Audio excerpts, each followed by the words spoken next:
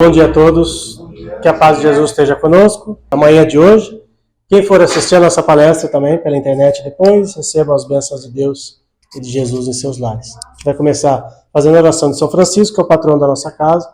Quem quiser cantar a oração, a letra vai estar aqui na tela para vocês, tá bom?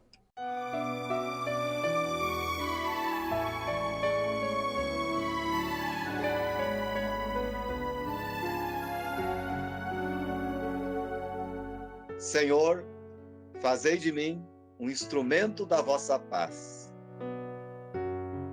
Onde houver ódio, que eu leve o amor. Onde houver ofensa, que eu leve o perdão. Onde houver discórdia, que eu leve a união. Onde houver dúvida, que eu leve a fé.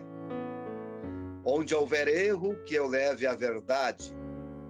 Onde houver desespero, que eu leve a esperança. Onde houver tristeza, que eu leve a alegria. Onde houver trevas, que eu leve a luz.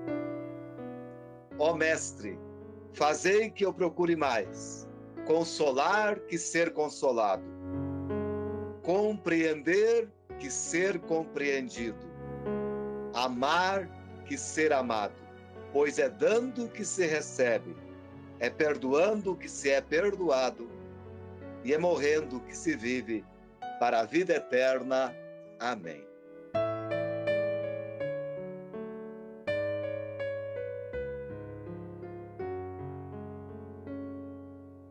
Hoje quem vai fazer a palestra para a gente é a nossa companheira Ana Laura. Então... Bom dia, pessoal. Bom dia.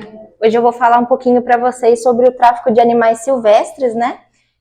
Ultimamente, por conta da internet e tudo mais, a gente vê mais pessoas com bichinhos diferentes, né?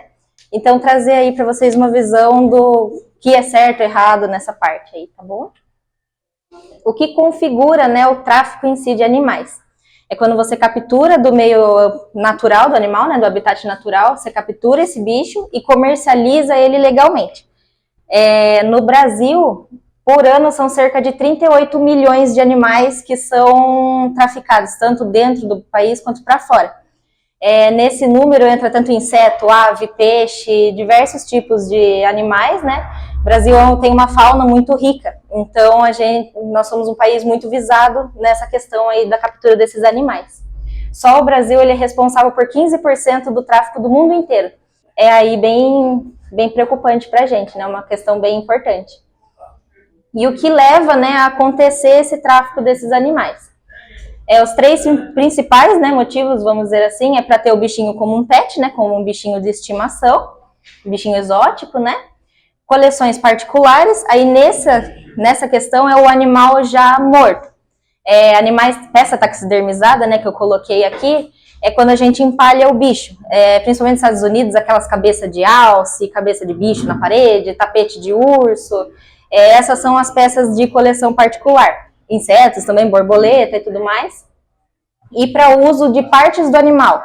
O marfim do elefante, o chifre do rinoceronte.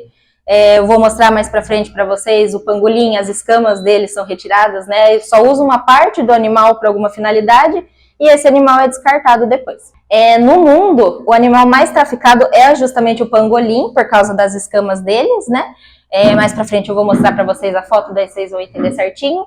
E no Brasil, o que mais o pessoal vem aqui buscar para traficar são os insetos, né? Borboleta, principalmente, elas são bonitas, né? Então, para coleção particular é bem visado. E as aves, tanto para criar como pet, né?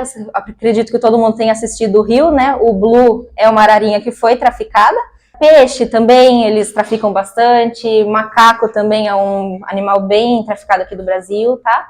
Aqui no Brasil a gente tem essas duas principais leis, né? Contra o tráfico de animais. Mas o principal problema de colocar essas leis em prática é principalmente uma equipe especializada, uma quantidade de equipe especializada, né?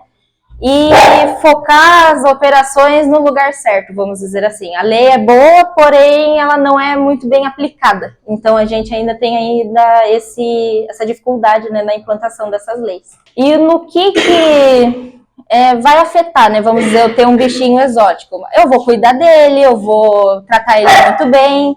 Então, qual é o problema de eu comprar um bicho traficado? Primeiro de tudo, é um animal que nasceu em vida livre, ele não é um animal que teve um problema e precisou ficar em cativeiro, né? Que às vezes o animal se acidenta, tem algum trauma e ele não pode voltar para a natureza porque ele vai morrer. Então esse animal fica em cativeiro. Ou um animal que nasceu mesmo em cativeiro e não consegue viver sozinho, então ele vive em cativeiro. É diferente desses animais traficados, porque eles foram retirados da natureza, às vezes retirados da mãe, né? Do ninho, quando é ave. Então você está privando esse animal da liberdade que ele nasceu. E nesse retirar também da natureza, a gente causa um desequilíbrio. Tudo que é venda, tudo que é comércio, nunca é um bichinho aqui, outro bichinho ali. É uma grande quantidade de animais que é retirada. Então, causa, sim, um desequilíbrio nos ecossistemas, né? Então, acaba sendo um problema aí nessa questão também. E o sofrimento desse indivíduo, né? E até a morte deles.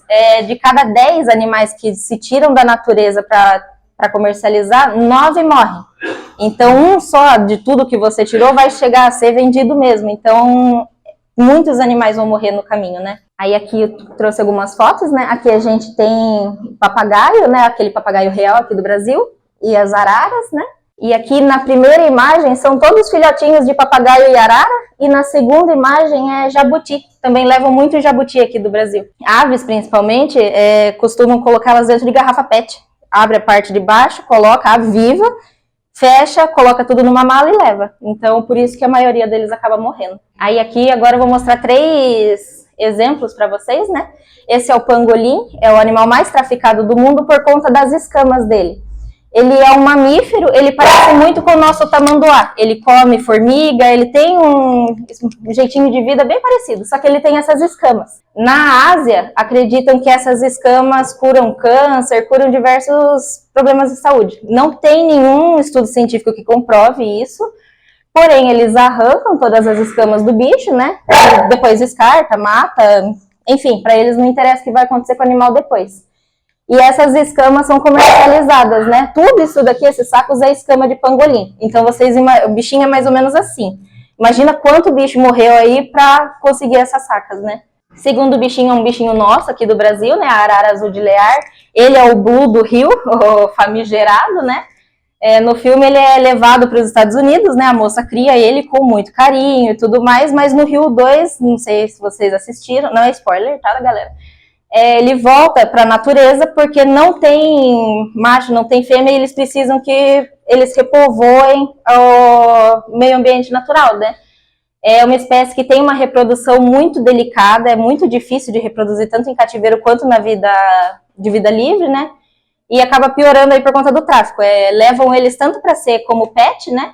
Esses aqui são filhotinhos, normalmente filhote levam para ser um bichinho de estimação. E os adultos eles levam para matar e fazer a peça taxidermizada para ficar de enfeite. E o terceiro que eu trouxe para vocês é o Loris. Esse bichinho ele é primo, vamos dizer, do rei Julian. Ele é um lêmure também. E ele é traficado porque ele é fofo. Ele é um bichinho muito bonitinho. Ele não oferece tanto risco, vamos dizer assim. Você quer dar ele para uma criança? Fica no colo. Ele é muito bonitinho mesmo. Mas ele é um animal selvagem. Se ele se arranha, é igual cachorro, ele vai morder, ele vai arranhar. Então, o que faz? Ele é um dos únicos mamíferos venenosos, tá? Então, eles cortam o dente com um alicate e arrancam as unhas. Então, mesmo que ele morda, que ele arranhe uma criança, alguém, não vai machucar. Então, fica aí. Não dá para devolver o bicho na natureza depois, porque ele tá sem garra, ele tá sem dente, ele não consegue sobreviver sozinho mais. E em cativeiro, mesmo que leve para zoológico, faça algum projeto de tentar recuperar o animal, não tem como, porque ele tem um processo de reprodução tão delicado que em cativeiro a gente nunca viu eles se reproduzir serem filhotes. É só na natureza. E não dá para voltar o bicho, não dá para criar, então basicamente a espécie acaba aqui.